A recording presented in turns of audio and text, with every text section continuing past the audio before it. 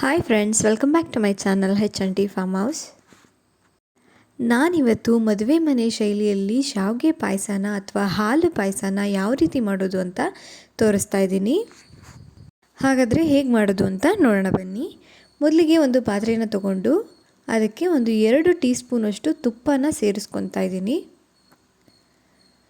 ತುಪ್ಪನ ಹಾಕ್ಕೊಂಡು ತುಪ್ಪ ಸ್ವಲ್ಪ ಬಿಸಿ ಆದ ನಂತರ ಅದಕ್ಕೆ ನಾನು ಸ್ವಲ್ಪ ಗೋಡಂಬಿ ಹಾಗೆ ದ್ರಾಕ್ಷಿನ ಸೇರಿಸ್ತಾ ಇದ್ದೀನಿ. ನೀವು ಬೇಕಾದರೆ ಬಾದಾಮಿ, ಪಿಸ್ತಾ, ನಿಮ್ಮ ಹತ್ರ ಡ್ರೈ ಫ್ರೂಟ್ಸ್ ಏನೇನು ಇರುತ್ತೆ ಅದೆಲ್ಲ ಹಾಕ್ಕೋಬೋದು, ಚೆನ್ನಾಗಿರುತ್ತೆ. ಈಗ ಅದನ್ನು ಗೋಲ್ಡನ್ ಬ್ರೌನ್ ಆಗೋವರೆಗೂ ಫ್ರೈ ಮಾಡ್ಕೊಳ್ಳೋಣ. ತುಪ್ಪದಲ್ಲಿ ಮೀಡಿಯಮ್ ಫ್ಲೇಮಲ್ಲಿ ಇಟ್ಕೊಂಡು ನಾವು ದ್ರಾಕ್ಷಿ ಹಾಗೆ ಗೋಡಂಬಿನ ಹುರ್ಕೊಬೇಕಾಗತ್ತೆ.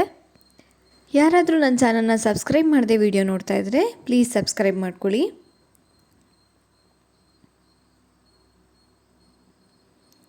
ಹಾಗೆ ನೋಡಿ, ಇಲ್ಲಿ ಈಗ ದ್ರಾಕ್ಷಿ ಹಾಗೆ ಗೋಡಂಬಿ ಚೆನ್ನಾಗಿ ಫ್ರೈ ಆಗಿದೆ. ಈ ರೀತಿ ಗೋಲ್ಡನ್ ಬ್ರೌನ್ ಕಲರ್ಗೆ ಬಂದರೆ ಸಾಕು.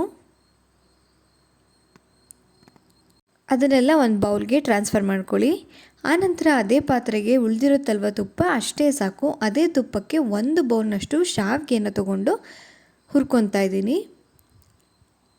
ಇದು ರೋಸ್ಟೆಡ್ ಶಾವಿಗೆ ಅಲ್ಲ, ಪ್ಲೇನ್ ಶಾವಿಗೆ. ಅದನ್ನು ತೊಗೊಂಡು ಹುರ್ಕೋಬೇಕಾಗತ್ತೆ.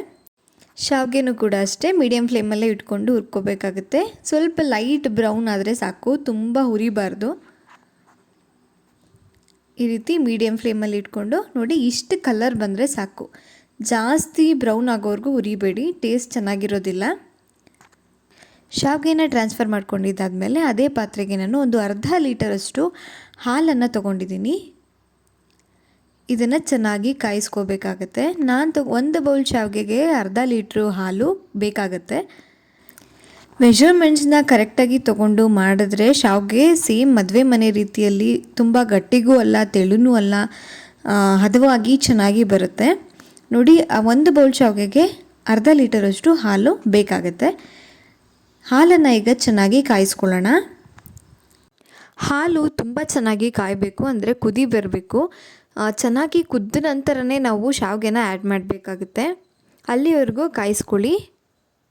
ಹಸಿ ಹಾಲನ್ನ ತೊಗೊಂಡಿದ್ರೆ ನೀವು ಚೆನ್ನಾಗಿ ಕಾಯಿಸಿ ಕೆನೆನ ತೆಗೆದಾಕಿ ಆಮೇಲೆ ಯೂಸ್ ಮಾಡಿ.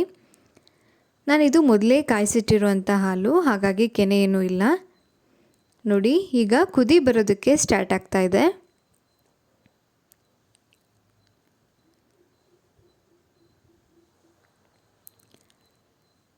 ಹಾಲು ಈ ರೀತಿ ಚೆನ್ನಾಗಿ ಕುದ್ದ ನಂತರನೇ ನಾವು ಶಾವಿಗೆನ ಸೇರಿಸ್ಕೋಬೇಕು. ನೋಡಿ, ಅದಕ್ಕೆ ನಾನೀಗ 1 ಬೌಲ್ನಷ್ಟು ಶಾವಿಗೆನ ಹುರಿದಿಟ್ಕೊಂಡಿದ್ದೆ ಅಲ್ವಾ, ಅದನ್ನು ಆ್ಯಡ್ ಮಾಡ್ತಾಯಿದ್ದೀನಿ. ಶಾವಿಗೆನ ಹಾಕಿ ಒಂದು 3 ಮಿನಿಟ್ಸ್ ಕುದಿಸ್ಕೊಂಡ್ರೆ ಸಾಕು, ಅದು 90% ಬೆಂದ್ಬಿಡುತ್ತೆ. ಒಂದು 2 to 3 ಮಿನಿಟ್ಸ್ ಬೇಯಿಸ್ಕೊಳ್ಳಿ. ಪೂರ್ತಿ ಬೇಯಿಸೋದಕ್ಕೆ ಹೋಗಬೇಡಿ, ಮೆತ್ತಗಾಗ್ಬಿಡುತ್ತೆ, ಚೆನ್ನಾಗಿರೋದಿಲ್ಲ ತಿನ್ನೋಕ್ಕೆ. ಹಾಗಾಗಿ ಒಂದು 90% ಮಾತ್ರನೇ ಬೇಯಿಸ್ಕೊಬೇಕು. ಶಾವಿಗೆನ ಕೈಯಲ್ಲಿ ಹಿಂಗೆ ಮುಟ್ಟಿದ್ರೆ ಜಸ್ಟ್ ಬ್ರೇಕ್ ಆಗಬೇಕಷ್ಟೇ, ಅದು ತುಂಬ ಮೆತ್ತಗೆ ಅನ್ನಿಸ್ಬಾರ್ದು. ಅಲ್ಲಿವರೆಗೂ ಮಾತ್ರನೇ ಬೇಯಿಸ್ಕೊಳ್ಳಿ.